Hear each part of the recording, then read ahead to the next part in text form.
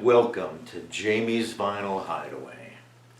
You know, back in my early collecting days, back, for a long time, I didn't buy too many movie soundtrack albums. I had to really love the movie and the music and all of that if I was going to buy a soundtrack album. It just wasn't my thing. And sometimes, bands would have their own movies, right? They did a lot of that in Britain. You had the Beatles movies, Help, Hard Day's Night, right? You had Herman's Hermits. You had Dave Clark 5. They had movies and they did all the music, and that kind of goes into the album collection under under Dave Clark 5, right? Having a Wild Weekend. But there was a lot of albums came out in the 60s that had various artists. Some of them even had like original music with rock and roll music as the soundtrack. And so I started buying those records because after all, I'm a record collector, right? Why shouldn't I? I like the music, the movie, doesn't matter. They tried, right? So, but they put the great music in it and sometimes had the bands as characters, as themselves in the movies. So I'm going to kind of start off with 1964, MGM put out a movie, Get Yourself a College Girl, which really doesn't make sense because the movie's really about a college girl who writes music in her senior year, and that's all I know. Marianne Mobley is the actress. She was Miss America at one point.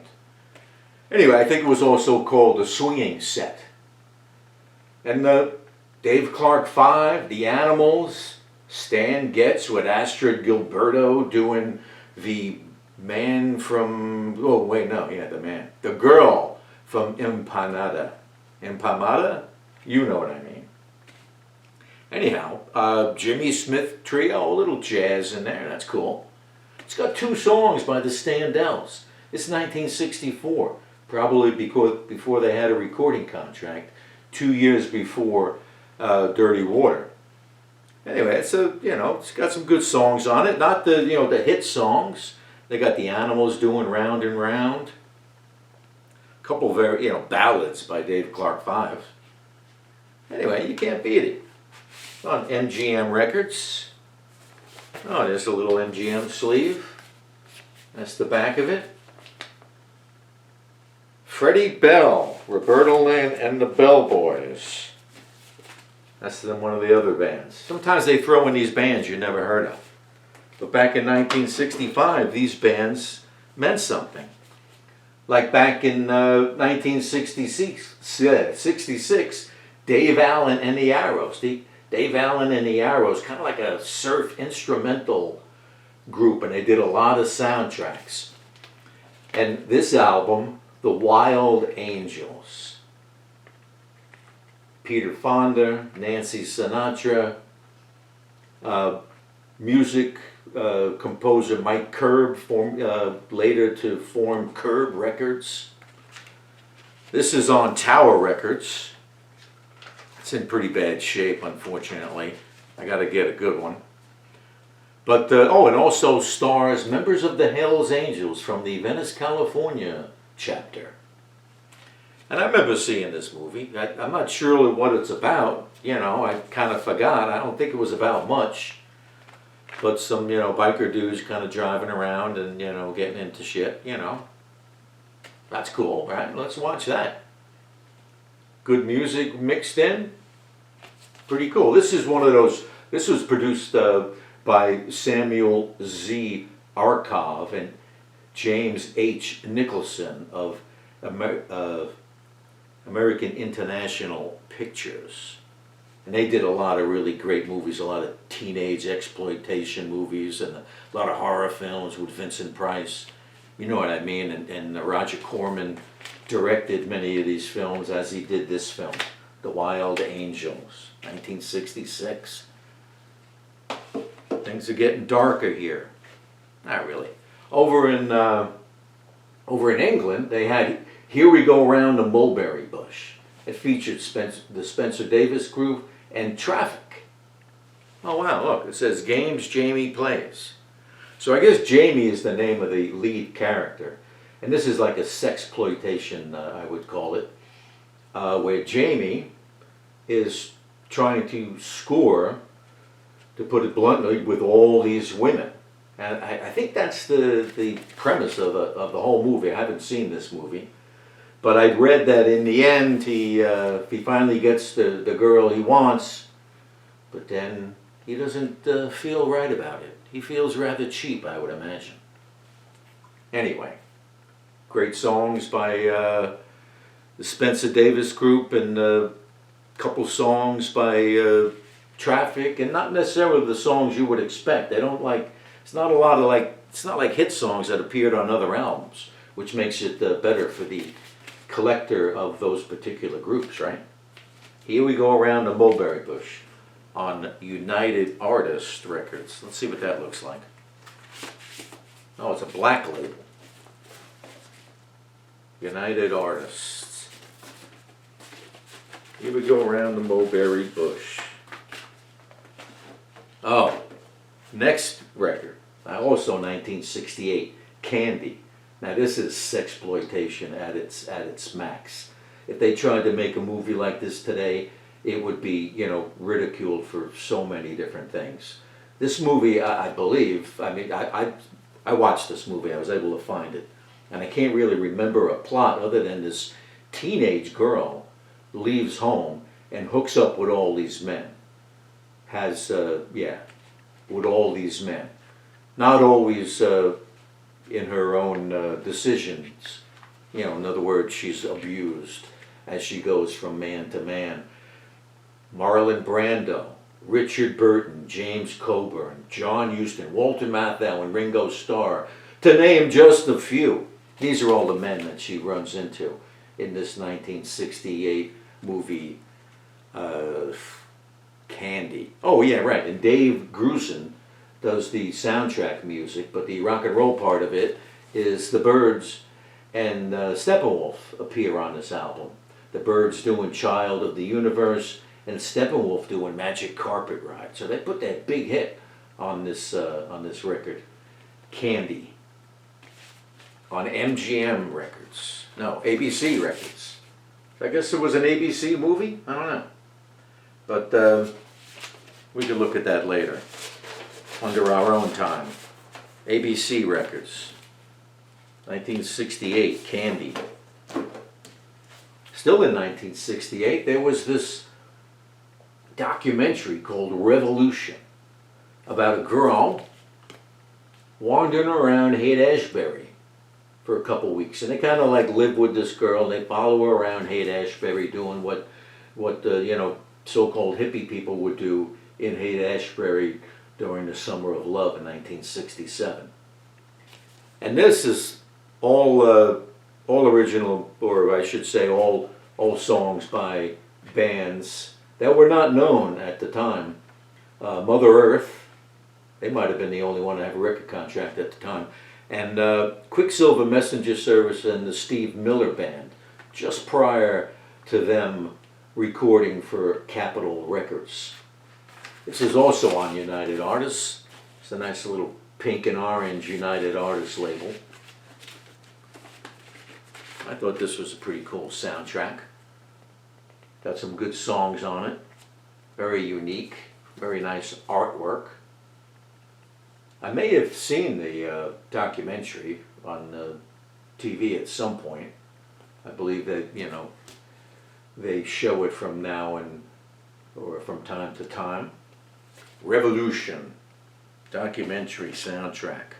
Oh, that leads us from Revolution, a light-hearted love, peace, to Wild in the Streets, where peace and love is not the main thought process of the young Max Frost. He wins the presidential election in this movie. He's always got his beautiful woman by his side, of course. Anyway, this is nuts, this movie. It's another one of those ARP movies. And Except there's some pretty top name people in this. Shelley Winters plays Max Frost's mother. Ed Bagley plays Senator Albright. And Richard Pryor is in it as well as one of the teenage cohorts of Max Frost. The story of this film, this could never happen, right? It could never happen. Don't say things could never happen, because things happen. Maybe this doesn't happen, but other crazy shit happens. This movie, somehow they taint the water supply at the congressional hearings, and everybody in Congress is tripping, or everybody in the Senate or something, and they convince the Senate to lower the voting age to 14. Now, at the time, the voting age in the United States was 21, 1968. They were starting to talk about lowering it, of course, to accommodate these soldiers being killed over in Vietnam. If you can fight, you can vote, right? So 3 years later, they lowered it to 18. But 14 in this, 14. As a result, the 14-year-olds vote. Somehow they make it to the polling stations. And Max Frost is voted in as as the President of the United States. And the first thing he does is he has a executive order. You remember executive orders? His executive order is everyone over 30 needs to go to these retirement communities and be sedated for the rest of their lives. No rights for anybody over 30. Crazy, crazy concept.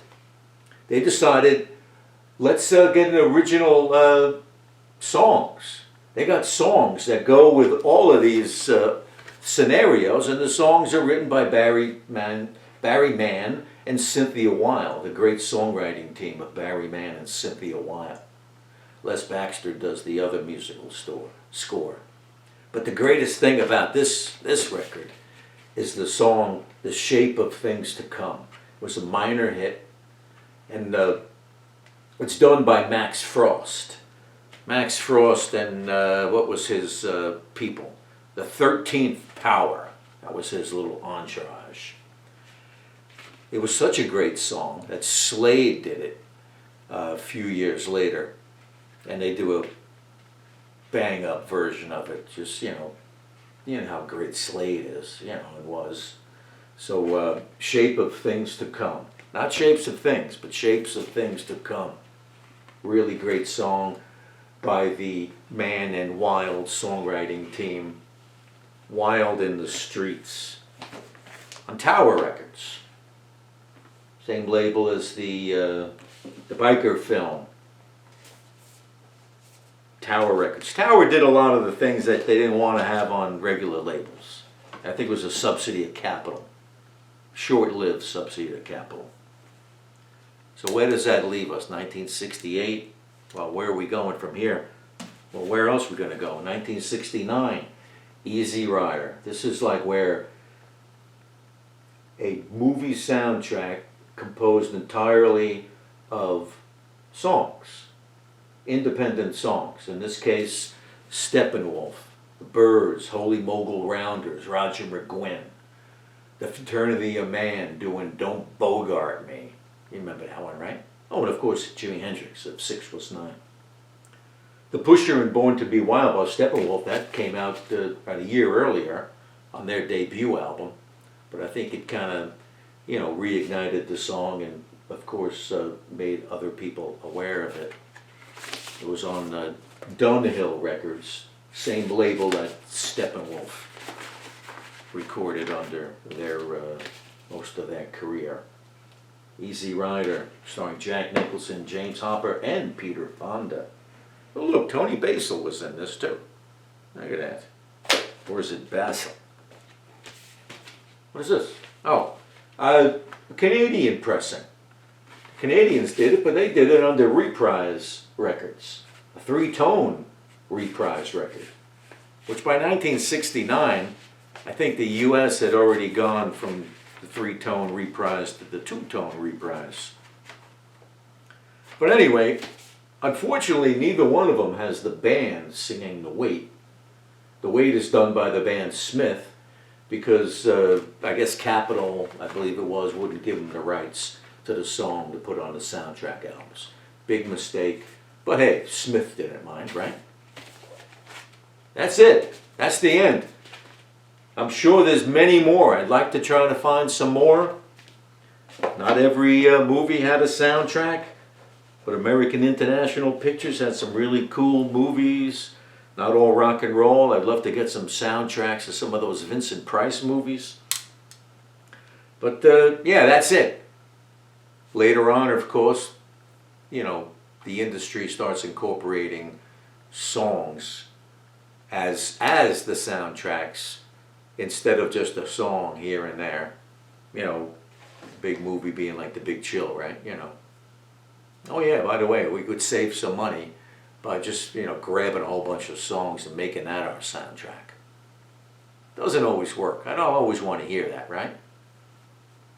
But these albums, this works. And that's it. That's all I got. Oh yeah. Support your local brewery. Later, man. Move it.